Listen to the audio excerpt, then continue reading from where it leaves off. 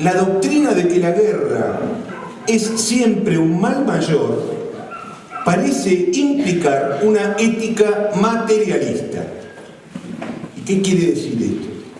La idea, la creencia de que la muerte y el dolor son los mayores males que existen.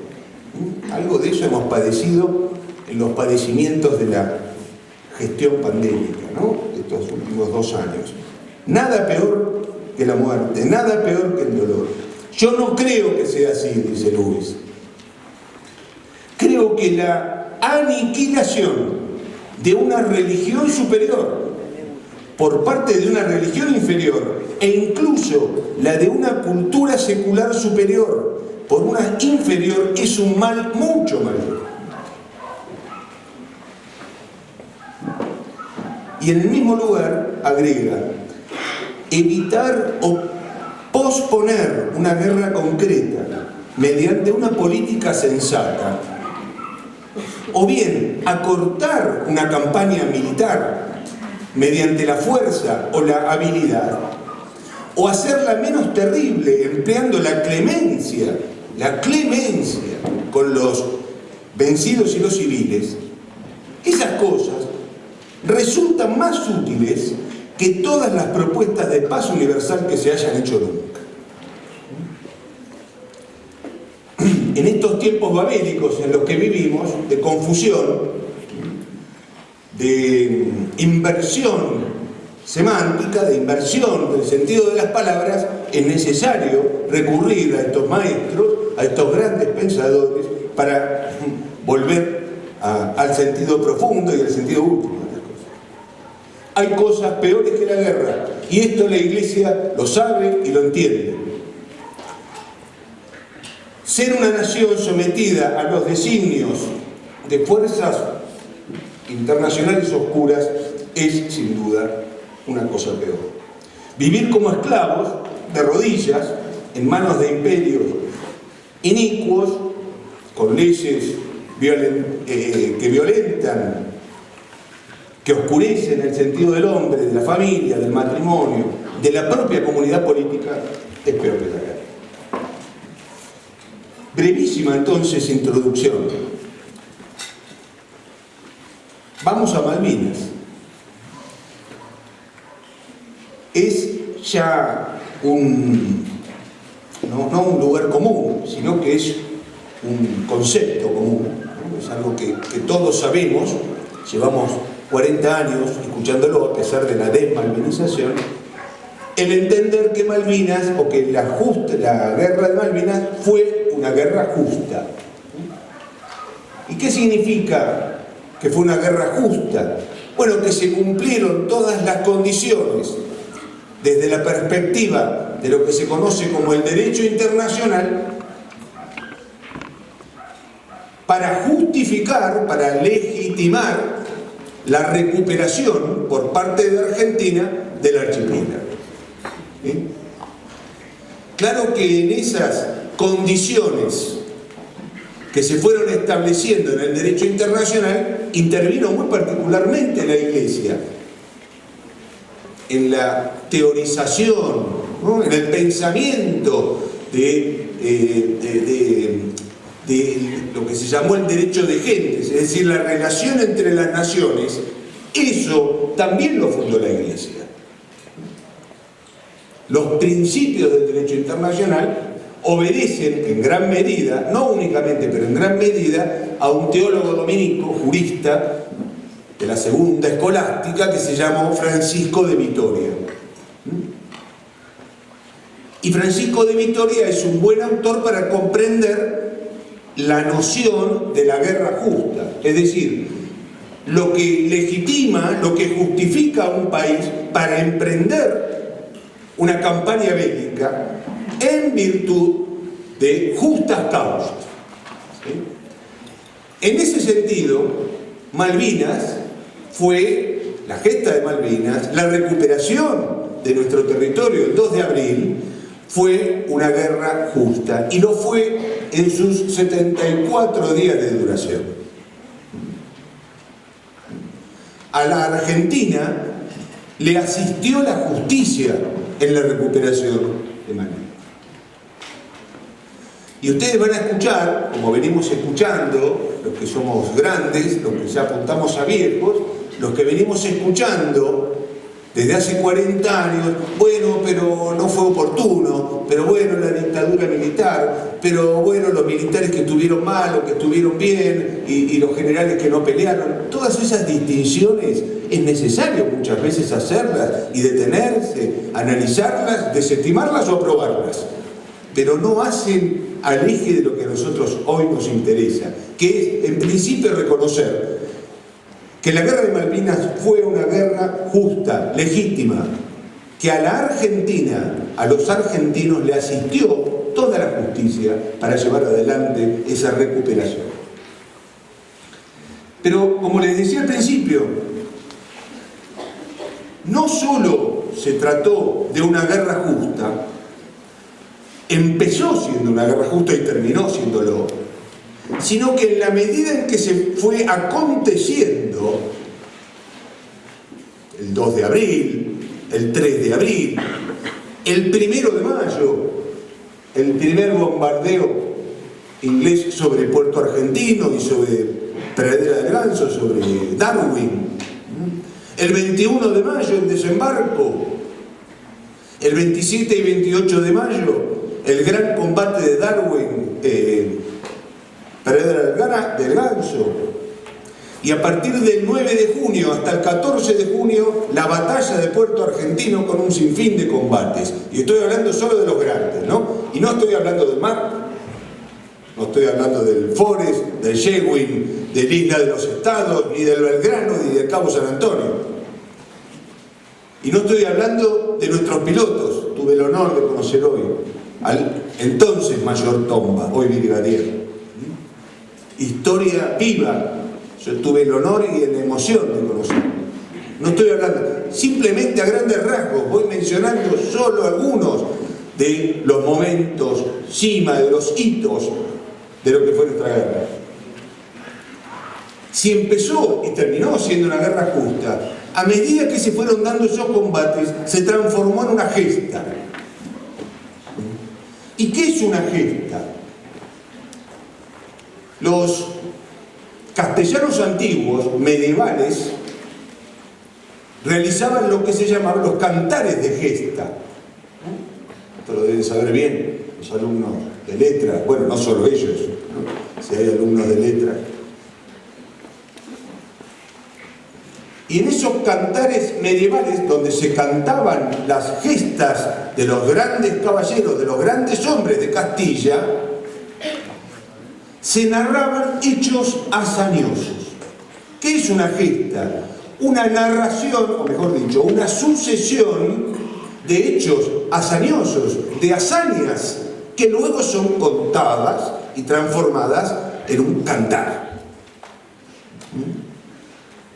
Nicolás Casanseu, noble, hidalgo, hijo de la Rusia Blanca y argentino, también escribió hace poquito, publicó hace poquito un libro que es una continuación de los libros que él ha escrito, donde precisa muy detenidamente los testimonios de nuestros veteranos, pero además es un libro que tiene un acierto enorme en el título, porque lleva por título La Malviníada, dándole un carácter análogo a los cantares homéricos, ¿no? La Malviníada, historias ocultadas, no ocultas, ocultadas. Hay una intención de los capellanes que estuvieron en Malvinas, habían estado asistiendo a nuestros soldados en la guerra contrarrevolucionaria que asoló a nuestro país desde aquel lejano 1958, cuando fue asesinada la primera línea víctima del terrorismo en la Argentina, bajo el gobierno de Fluminense. En los años 60 particularmente y los 70, la Iglesia, con algunos vicarios castrenses muy particulares, como por ejemplo Monseñor Tortolo y Monseñor Bonamín, asistieron a las Fuerzas Armadas en la defensa de la comunidad política vilmente atacada. Y muchos de los sacerdotes, o varios de los sacerdotes que estuvieron en Malvinas, habían asistido espiritualmente a nuestros soldados en esa guerra tan particular, por lo cruenta, por lo incivilizada, por lo salvaje que el terrorismo internacional le ocasionó a la Argentina. Un pequeño paréntesis. El padre Martínez Torrens, que nos asiste y nos honra con su presencia, siendo seminarista, fue, no capellán porque era seminarista, pero asistió a soldados del Regimiento Aerotransportado de Córdoba. Y le pidieron que hiciera el curso también, porque contribuyó así espiritualmente a que los soldados tuvieran menos miedo. Pero cuando en 1969 el marxismo hizo su primera gimnasia revolucionaria en Córdoba, lo que se llamó el Cordobazo, el padre acompañó también a sus soldados. Y varios de sus soldados cayeron muertos en esas jornadas. Luego, el estimado padre Vicente no fue capellán castrense y hasta 1982 no tuvo contacto con las Fuerzas Armadas hasta que se ofreció voluntario para ir a Malvinas, apenas acontecía la guerra, ¿no? Y así fue el segundo de los capellanes que llegó a las islas. Pero después hubo otros capellanes. Algunos después estuvieron en Malvinas, otros no. Hay un nombre fundamental para nosotros. El padre Alberto Ignacio Escurra, capellán castrense, que asistió y enseñó a muchos soldados, cuadros, militares, a no perder el norte moral y a no perder el sentido católico de la lucha que estaban llevando adelante contra el marxismo. Y otros sacerdotes, estoy pensando ahora en uno muy particular, que fue el padre Beche. Hay una foto muy impresionante, muchos de ustedes, los más grandes probablemente, la han visto. Es la foto de la viuda del capitán Viola frente al féretro de su esposo. Ella ha perdido a su esposo y a su hija, y tiene además una hija en el hospital gravemente enferma, y hay un militar a su lado, pero la sostiene el padre Beche, capellán castrense de Tucumán. La sostiene el padre Beche, un pilar para muchos hombres del ejército, que me aseguraron que llevaba una pistola calibre 32 debajo de la sotana, pero bueno, eran tiempos complicados. Tampoco lo tengo confirmado que haya sido así, ¿no? Pero bueno, había que defenderse también. Lo que me interesa ahora es mencionarles, darles algunos nombres de estos hombres, estos 22 hombres que los sacerdotes presentes me disculparán por el término porque no existe, pero reimplantaron la iglesia a partir del 2 de abril de 1980. Menciono solo algunos, y siendo injusto, porque habría que mencionarlos a cada uno, ¿no? Pero menciono solo algunos. El padre José Fernández. La mayor parte de ellos eran ancianos o casi. El padre José Fernández tenía 57 años. Fue coordinador, jefe, digamos, de todos los capellanes de ejército en Malvinas. Un capellán entrañable, fundamental para la gesta, estuvo en Puerto Argentino, pero asistió todo el tiempo a muchas unidades que estaban alrededor de Puerto Argentino. Y luego, muchas veces en soledad, llevó adelante una impertérrita malvinización. Cuando malvinizar no era tan sencillo, suponiendo que lo sea hoy, no era tan sencillo como hoy. Había que malvinizar en el alfonsinismo, por ejemplo, ¿no? En esa etapa tan oscura de la Argentina. un dominico de la Orden de los Frailes Predicadores, el padre Salvador Santore, que tenía un periódico, fundó un periódico, se llamaba La Gaceta Malvinera. Dice Nicolás Casanseu que andaba muchas veces con una plumita en el casco para que cuando vengan los ingleses vean efectivamente que somos todos unos indios, dice el padre. El padre Dante Vega, entrerriano, 56 años, que llevó a cabo su ministerio en el Hospital Militar de Puerto Argentino. Uno tiende a pensar que si es sacerdote, tiene que sobrellevar con toda tranquilidad la proximidad del dolor y de la muerte. El padre Dante Vega, a pesar de que varias veces se le ofreció volver al continente, se quedó en Malvinas hasta el último día, acompañando, asistiendo a muchos argentinos en el tránsito a la muerte. Y en los padecimientos, en los tormentos de las heridas infligidas por las armas. Y lo padeció mucho el padre también. No está ahora el padre Martínez Torrens, mejor, porque seguramente haría algún gesto como humilde que es, pero en su libro Dios en las trincheras, es el diario de guerra del padre Martínez Torrens, cuenta una y otra vez, y también me lo contó a mí en unas largas conversaciones que tuvimos, que él debía ir todos los días al hospital militar para asistir él también muchas veces al caído padre Vega. El padre Natalio Astolfo, también salesiano,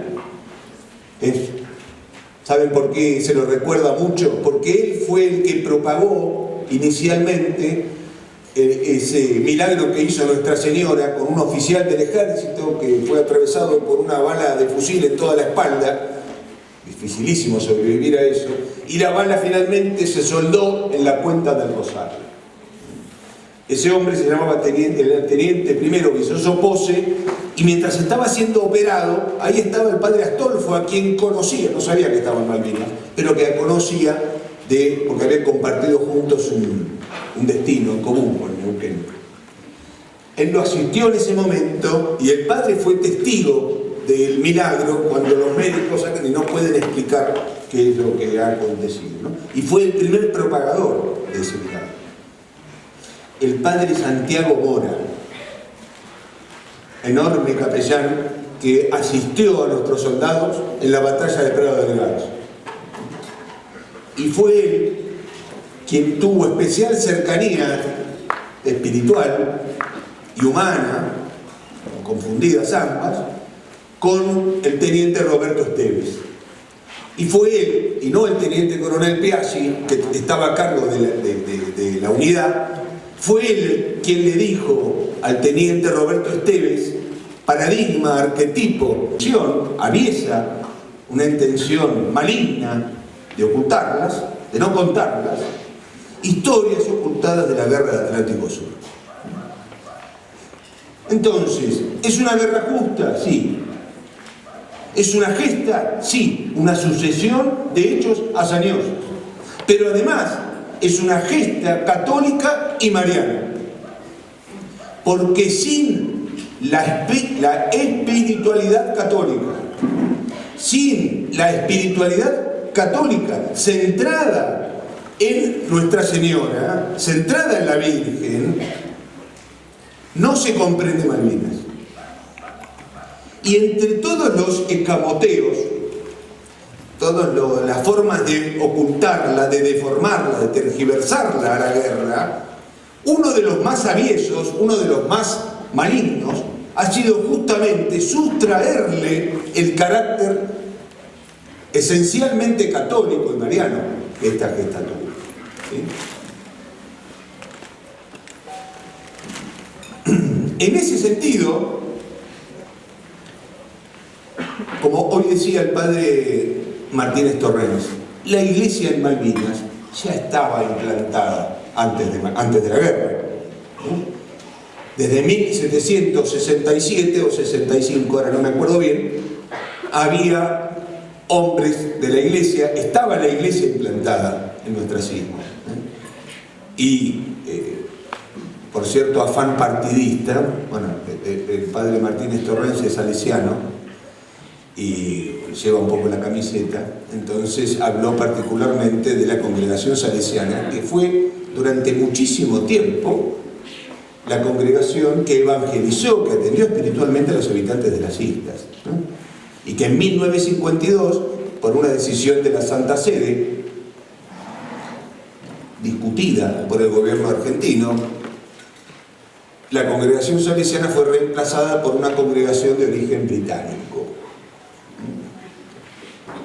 Hasta que en 1982 el padre Martínez Torrens, salesiano, retoma esta tradición, al menos por 74 días, de la presencia salesiana en Patagonia y en Islas Malvinas. Pero lo que quiero transmitir es, la iglesia ya estaba implantada, pero la iglesia en el marco de la guerra justa y gesta católica y mariana, se implantó gracias a 22 hombres que fueron nuestros capellanes y que, como digo, han sido apenas recordados, por decirlo positivamente, casi podría decir olvidados. Olvidados. Brevemente, ¿qué es un capellán? Bueno, un capellán es el sacerdote que ejerce su ministerio en diócesis, pero no ordinarias, no es fuera de las diócesis ordinarias. Capellanes puede haber en colegios, en hospitales, en barcos, y hay capellanes en medio de los hombres de armas. ¿Y cuál es la misión esencial del sacerdote entre los hombres de armas y sus familias en tiempos de paz? ¿Cuál es la misión esencial del sacerdote, del capellán castrense, entre los hombres que hacen la guerra? Bueno, no difiere en gran medida de lo que hace cualquier otro sacerdote en cualquier ámbito. El sacerdote, en este sentido concreto del que hablamos, es pontífice, en el sentido de puente para llegar al cielo. Ahora, en el caso del capellán castrense, el momento en el que encuentra su mayor expresión es durante la guerra. Y en ese momento se evidencia la importancia, la trascendencia del capellán, porque actuando en persona Christi, posee el carácter de intermediario salvífico. El capellán es siempre, pero particularmente en la guerra, ante la inmediatez de la muerte del otro y también la propia, el capellán es siempre guardián de las almas en peligro. De ahí el enorme valor de una confesión antes de la batalla, de la unción de los enfermos, el enorme valor de una misa de campaña. Cuando yo titulo El altar y la guerra, al libro, parto, no porque me haya ocurrido a mí, parto de varias expresiones de todos nuestros capellanes, pero particularmente de uno de ellos, del que voy a decir algunas cositas. Me refiero a un sacerdote dominico, el padre Renaudier de Paulis, que escribió un diario de guerra muy particular, muy singular. Después les voy a leer algunas cosas.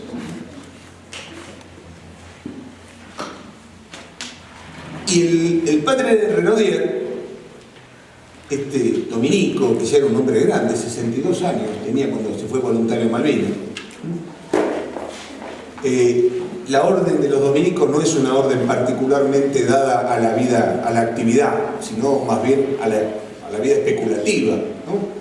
Era un pensador, un intelectual, diríamos. Sin embargo, fue a Malvinas y fue también, durante esos 74 días, un hombre de acción, el padre Renaudier, ¿no? Pero el padre Renaudier señala cuál es el eje, el centro de la vida del cristiano, el altar. ¿Cuál es el eje, el centro de la vida del cristiano en Malvinas? ¿Qué significó nuestra batalla en Malvinas? Dice el padre Renaudier. Nuestra batalla la libramos en la misa santa y triunfamos, dice el padre, porque Cristo ya triunfó. En ese sentido, hay que entender, más allá de cualquier otra cosa, que es accesoria, que resulta accesoria, en ese sentido central hay que entender la acción de nuestros capellanes en Malvinas. Dos palabras sobre una cosa importante que quiero transmitirles. En el libro lo que procuramos hacer no es solo hablar de los capellanes de Malvinas, sino también hablar de la importancia del capellán castrense a lo largo de nuestra historia, ¿sí?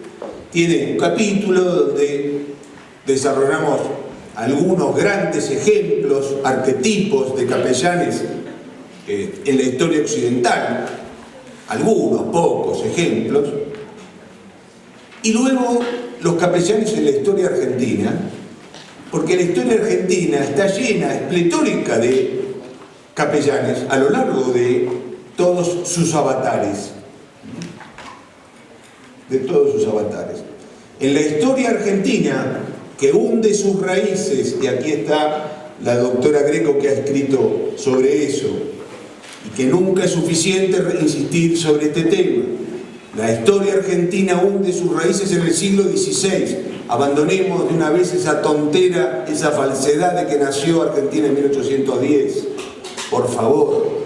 La historia argentina que hunde sus raíces en el siglo XVI y que tiene como fecha de nacimiento la fecha de su bautismo en 1520, ya tuvo desde las primeras mesnadas, desde los primeros adelantados con sus capellanes, ya tuvo la presencia de la iglesia.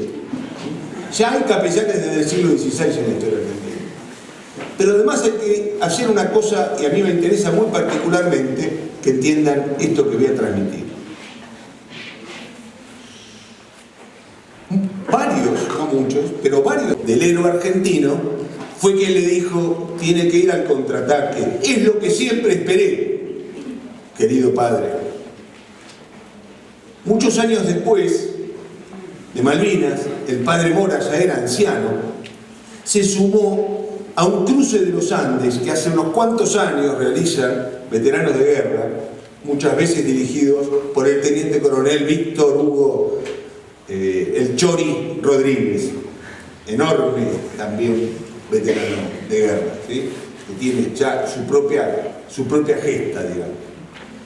Y ese hombre, el teniente coronel, me transmitió que el padre cruzó a lomo de burro, padeció muchísimo físicamente, ya era un hombre muy grande, pero terminó el cruce y mientras iba cruzando, todo el tiempo miraba al cielo y decía, esto es por vos, Roberto.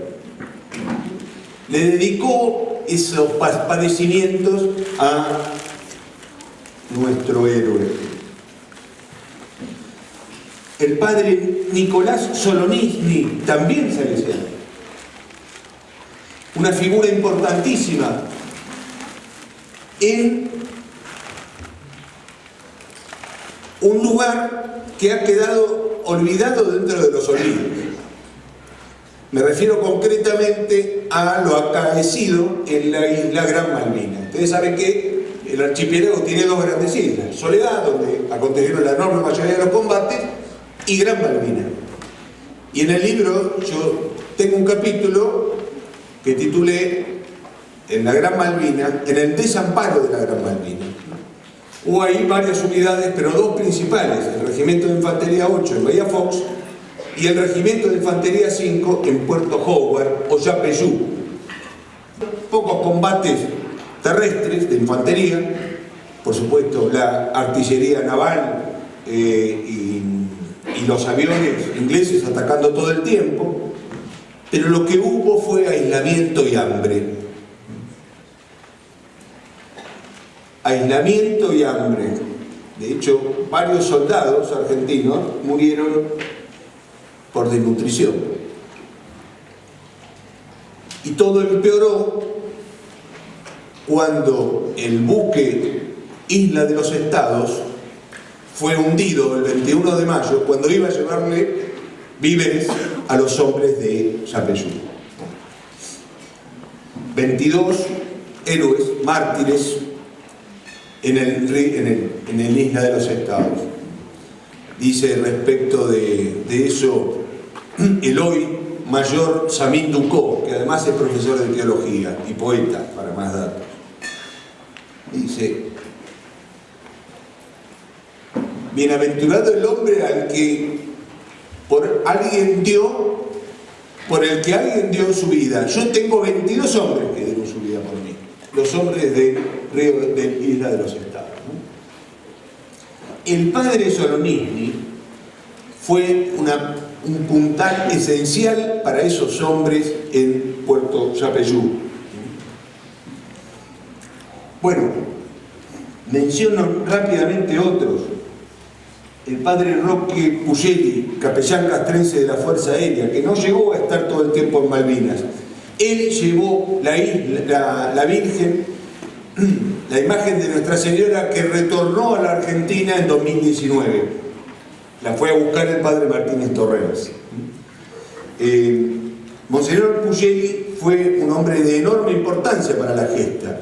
Más allá del tiempo que estuvo, él tuvo que volver porque se le redestinó a que atendiera a los familiares de los soldados.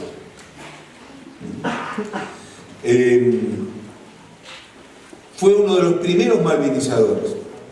Años después de Malvinas, esto lo cuenta el capitán Cruz, Pablo Carvalho, el capitán Cruz tenía que viajar a Córdoba y va con Monseñor Pugeli. Y Monseñor Pugeli le dice algo que quedó impregnado en su espíritu, en el de capitán Cruz y también en el nuestro. Le dice: el número de los caídos de la Fuerza Aérea coincide con el número de las cuentas del Rosario. Y sobre eso, el capitán Cruz escribió un bellísimo poema, que yo, que soy un pésimo recitador, no voy a recitar, pero que está en su libro Dios y los halcones, ¿sí? Que les recomiendo que lo lean. Después también de la Fuerza Aérea, el padre Gonzalo Eliseo Pacheco, descendiente del general Ángel Pacheco, hombre de Rosas, ¿no? Se dan cuenta que se transmite la nobleza, se transmite la hidalguía. El padre Ángel Maffesini, él sí fue el primer sacerdote que llegó a Malvinas, el 2 de abril. Y luego, el 3 de abril, nuestro padre Vicente. El padre Ángel Maffesini también tiene un hermoso diario que se llama Diario de un cura soldado, que también se lo recomiendo. Después el padre Carlos Bajenführer, que era capitán de fragata y estaba en el buque Bahía Paraíso y que ayudó a rescatar a los náufragos de Belgrano, y a ellos dirigió un hermoso poema de oración. Yo también tuve la gracia de conocer y poder transcribir en el libro. Y después otros capellanes que no estuvieron en Malvinas, pero que estuvieron en el continente asistiendo a los pilotos, por ejemplo. La figura importantísima del padre Guillermo Rauch, antológica antes de Malvinas y legendaria después de Malvinas, que estuvo en Trelew con los pilotos de Canberra. Hoy lo decía el padre Martínez Torrens: tengan cuidado con un piloto recién confesado y recién comulgado. Bueno, pues quien los confesaba y los comulgaba era sacerdote como el padre Pietro Santa Marta o el padre Guillermo Rauch, enorme sacerdote, a quien yo no llegué a conocer, pero sí a mucha gente que ha estado cerca de él, en Paraná sobre todo, y que cuenta sus hazañas.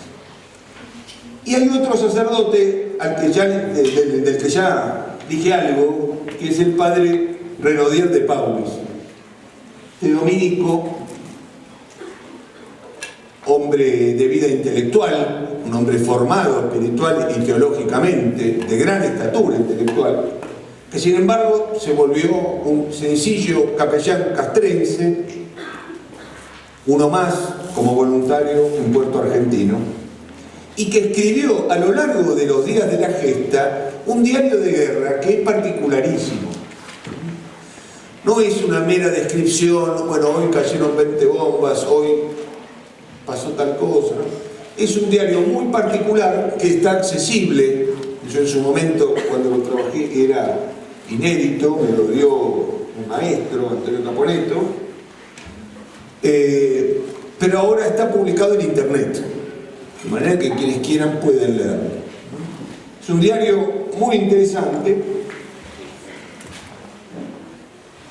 y muestra la inteligencia del sacerdote respecto no solo de las cosas espirituales, sino también de las cosas mundanales de la política. Y una y otra vez los aciertos del cura respecto de lo que pasaba con la política argentina también, respecto de Malvinas.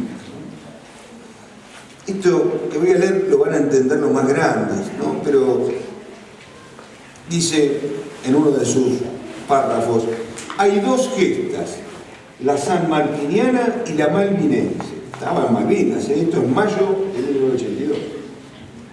Indigna ver que el general Saint-Jean, que era el ministro del Interior, está preparando su estatuto de los partidos políticos. La aberración antinacional de los partidos políticos es lo contrario de las Malvinas y de esta gesta. Tenemos un paupérrimo ministro del Interior. Es casi una traición a esta guerra. Todo este estatuto y los partidos políticos, dice el sacerdote, que ponía énfasis en las cosas, deben ser arrasados por la nueva Argentina que ha nacido en estas islas. Él veía este contraste brutal entre lo que acontecía no solo en las islas, sino en muchos hogares del continente, pongámosle así, donde la guerra se vivía efectivamente, contraste brutal con lo que acontecía en algunas capas de la dirigencia argentina. Ahora, también tenía otras certezas.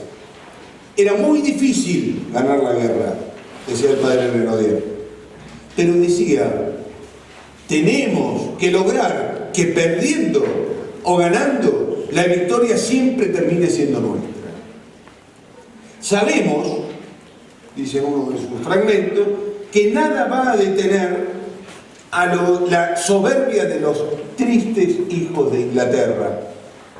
Ya no es la gozosa, la alegre Inglaterra que deseaba en su gemido Chesterton. Es una triste, oscura Inglaterra.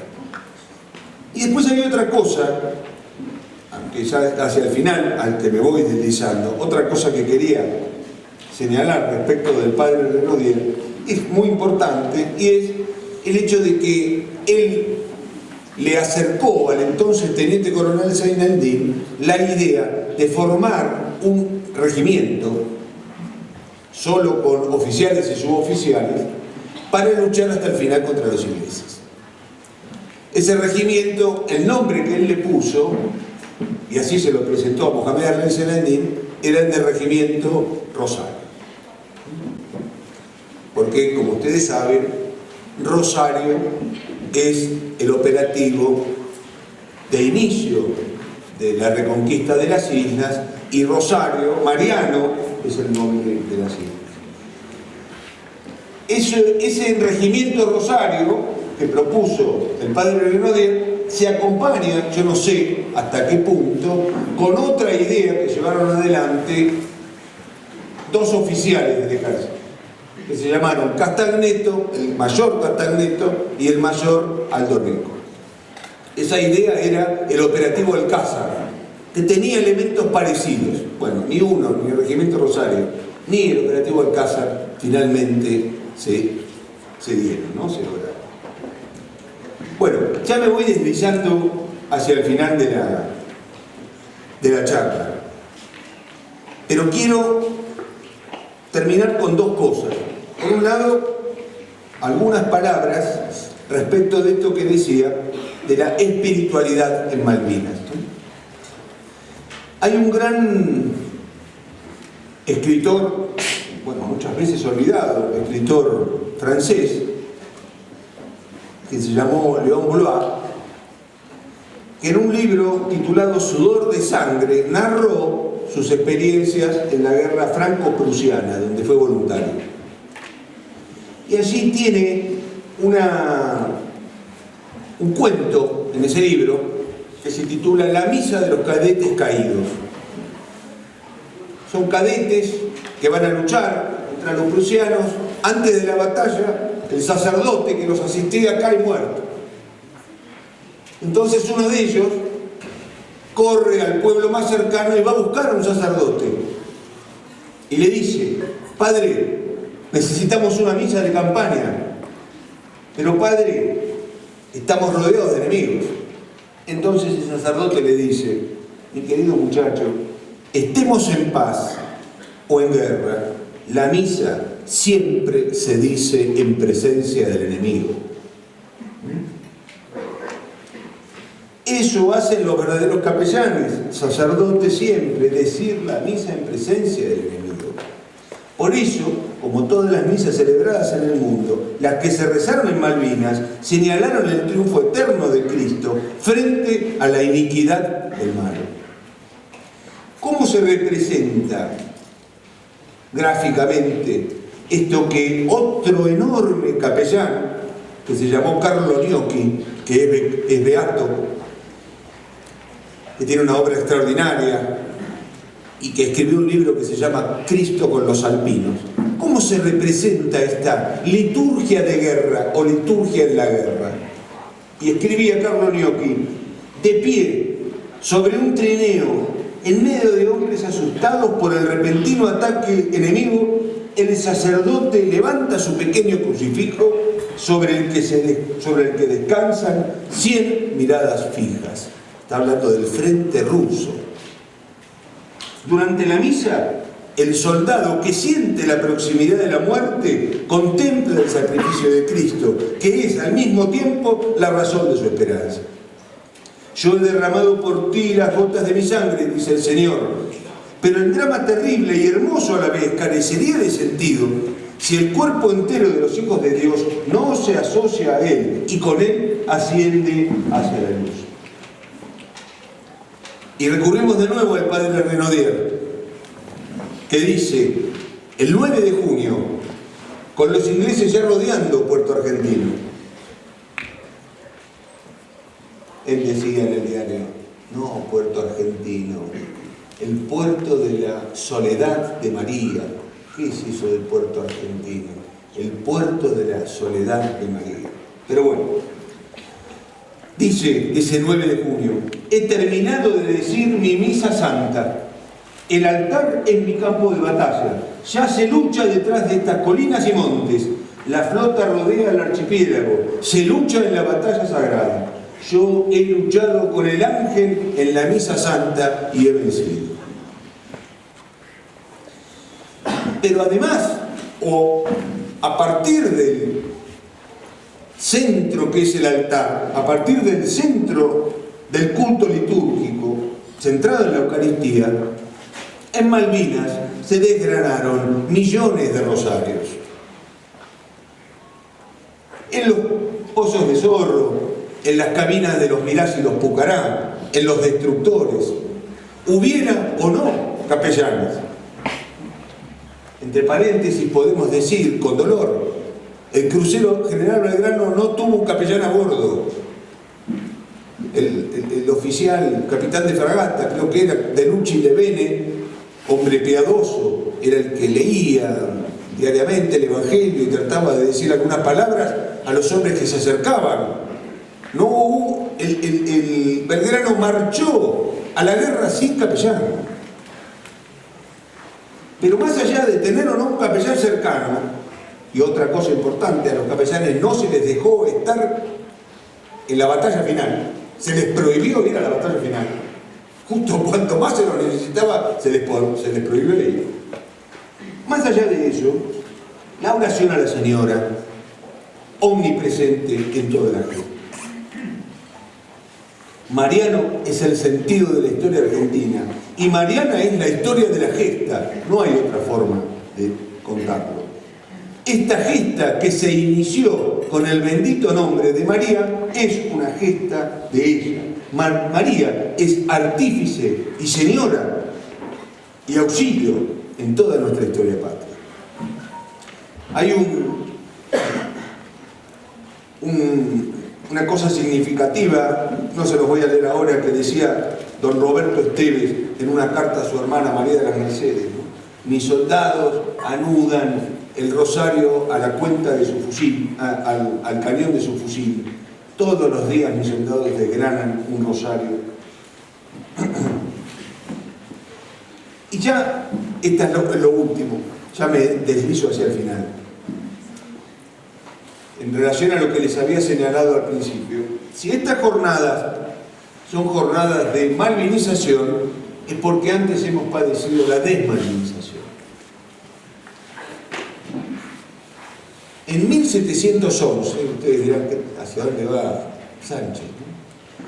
En 1711, un libro, un opúsculo, un panfleto, escrito en Inglaterra, anónimo, se tituló un programa, una propuesta para humillar a España. ¿Cómo?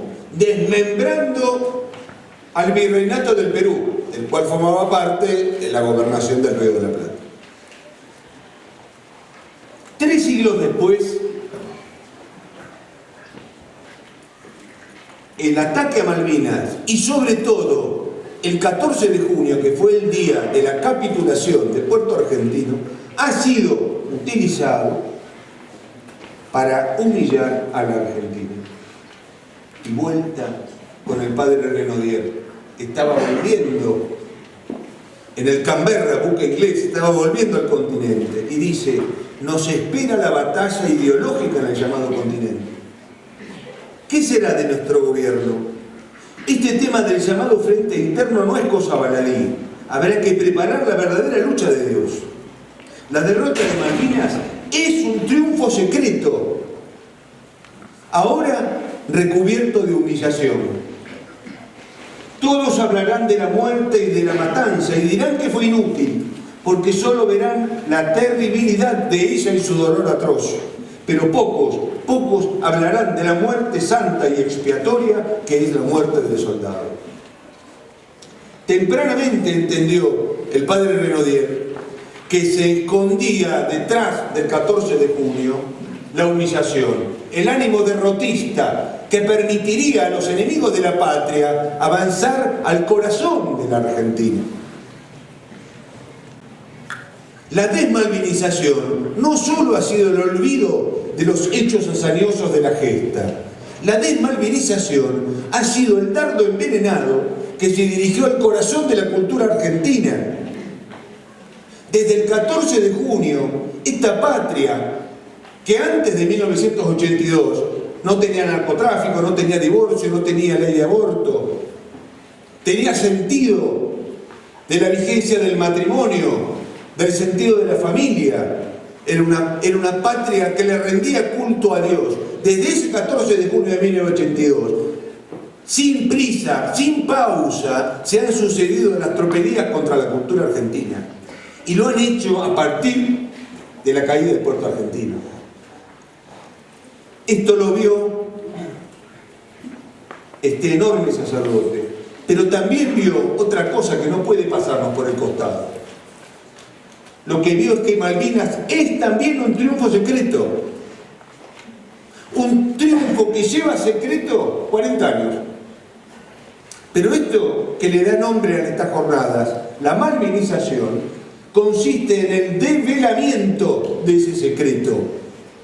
Consiste en entender a las Malvinas, a la gesta de Malvinas, como un triunfo, para partir de allí para restaurar a nuestra patria.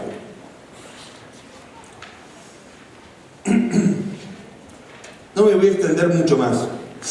La Argentina de hoy, conculcada, atacada de todas las formas, vituperada, vulnerada, en las últimas horas vemos otro.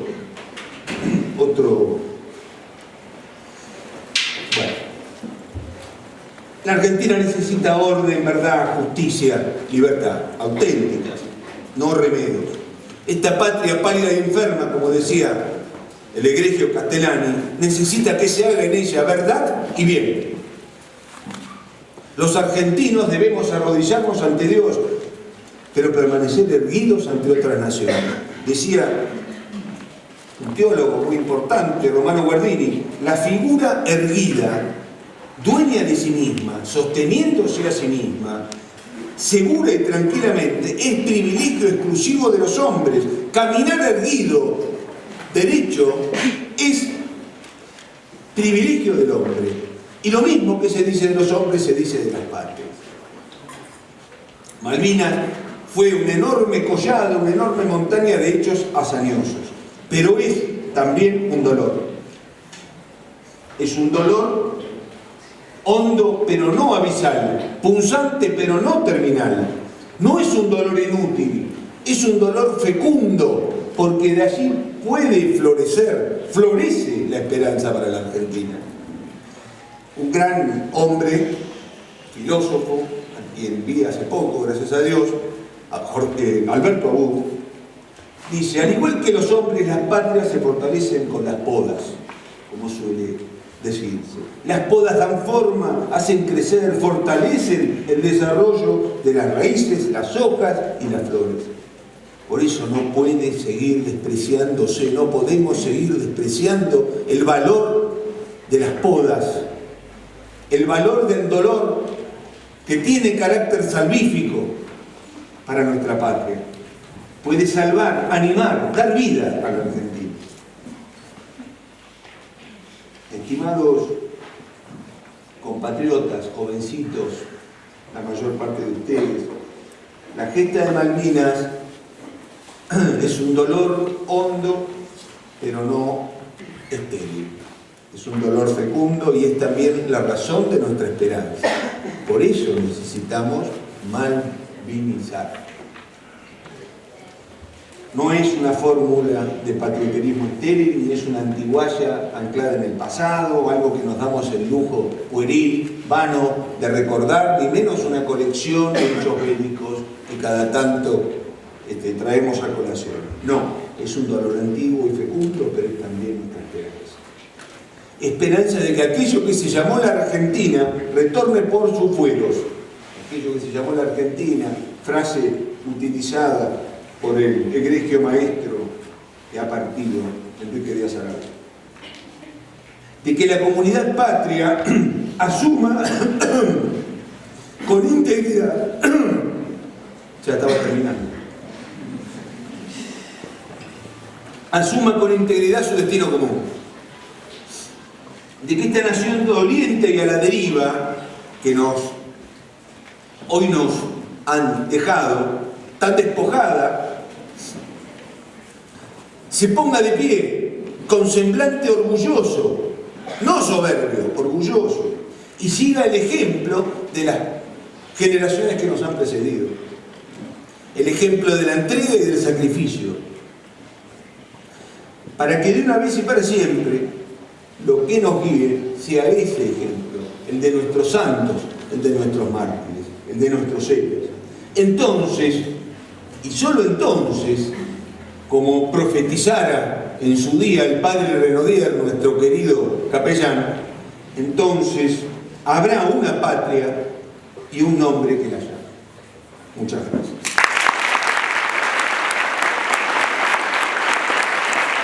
Esta conferencia, digamos, ¿no? Muy elocuente, erudita, hablas de la malvinización, ¿no? y ciertamente que en el recuerdo, en el estudio, digamos, está eso también, pero yo me animaba a preguntarte algún consejo, sobre todo para los más jóvenes, ¿no?, con respecto a esto, ¿sí? En alguna conversación que he tenido con el padre Vicente, él también hablaba de argentinización, digamos, ¿no? Pero ¿cómo hacemos, o cómo hacen los jóvenes, para poder hacer realidad esto? Además del estudio, además de la profundización, ¿no?, en la historia, pero ¿qué más? Un paquete me ha tirado, padre. Un paquetito.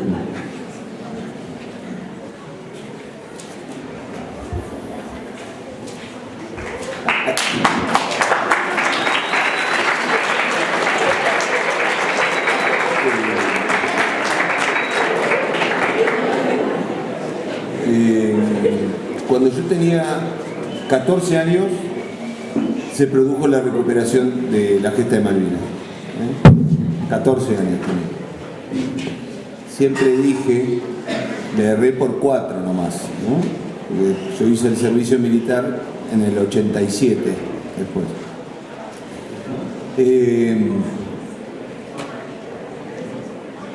Y la verdad es que lo que vivimos esos momentos, los vivíamos de una manera esencialmente patriótica, más allá de que supiéramos o no, más allá de manejarnos con la información de se hundió tal barco, ¿no? Lo vivíamos como una cosa de absoluto fervor. Y no hablo solamente de mí, sino de los hombres y de las mujeres de mi generación. Y después, cuando yo estudié historia y empecé a dar clases, que doy clases hace 30 años, una cosa común que he encontrado es que cuando hablo de Malvinas, los alumnos, ahora hace unos cuantos años que no doy clases en secundario, pero aún en secundario y después también en terciario y después también en la universidad, los alumnos quedan expectantes, ¿no?, con los ojos abiertos, con una atención que generalmente no prestan para otras cosas, ¿no? Lo que quiero decir con esto es que en mis 14 años y en los 14 años que quizás algunos de ustedes o muchos de ustedes tengan, hay una cosa íncita que está dentro, que es el sentido de lo patrio, ¿no? El sentido de lo patrio que lo tenemos incorporado, aún a pesar de tanta mella, a pesar de tantos ataques al sentido de la patria, ¿no?, de lo patrio. Entonces, pensando en el paquete que me tiró el padre, lo primero que se me ocurre es eso, el sentido de lo patrio y el amor a la patria es algo de lo que hay que partir y de lo cual todo lo demás de algún modo viene por añadidura. El entendimiento y el conocimiento y el estudio acerca de aquello que yo amo, que es la patria, ¿no? En estos tiempos complejos, cada vez más complejos,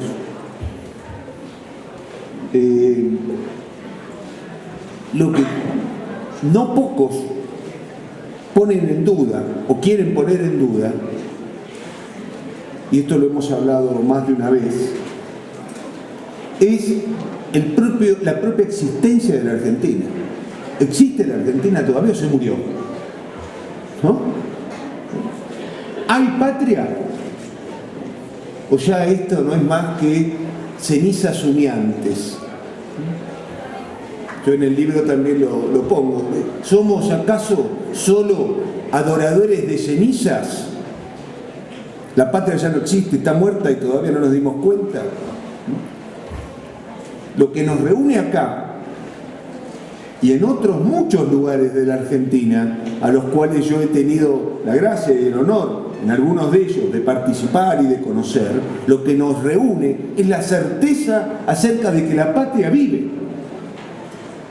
La patria vive, ¿no? vive en toda su extensión y vive también en la profundidad de su cultura. No hay que renunciar a la patria, lo digo en esas cosas medio, no, el camino es Ezeiza, no, y bueno, no, este sentido hacia el que nos llevan, el otro día lo leía en Mario Caponetto, un gran filósofo argentino, decía, nos llevan a un hartazgo estos personajes horrorosos que tenemos por desgobierno, pero no solamente el gobierno, sino también tantos otros, nos llevan a un hartazgo que se parece a la desesperanza. La Argentina está quebrada, ya está muerta, ¿no? La primera certeza es la Argentina vive, certeza que está presente en el corazón de todos nosotros. La Argentina vive. Y como les leía yo recién del padre Castellani, necesita que en ella se haga verdad y se haga bien. Reconociendo, y esto insistía el padre constantemente, reconociendo que está enferma. Reconociendo que la Argentina y los argentinos no tenemos siempre el vigor necesario para defender a nuestra comunidad. Por eso, como bien decía el padre, citando a su vez al padre Martínez Torrens, ¿no? Yo empecé con algo análogo. Malvinizar es más que pensar en la recuperación del territorio del archipiélago. Malvinizar es efectivamente argentinizar. Es recuperar nuestro alicaído sentido de lo patrio. Volver a enfervorizarnos y a entender, como decía un enorme poeta nuestro, Leopoldo Marechal, que somos patriotas de la tierra y somos patriotas del cielo. Somos patriotas de esta provincia terrestre, somos patriotas de la patria celestial. No podemos hacer, sin grave perjuicio para nosotros mismos, una división, un divorcio entre una y otra patria. ¿Y qué somos? ¿Ciudadanos del mundo? Bueno, lamentablemente, gente cercana viene señalando eso. La Argentina está muerta, yo soy ciudadano cosmopolita. O aún peor, la Argentina está muerta, yo soy católico, soy universal, no necesito de una patria carnal como la Argentina para vivir mi fe, ¿no? Así que bueno, padre, mucho no le puedo decir a los jovencitos. Le damos un fuerte aplauso. No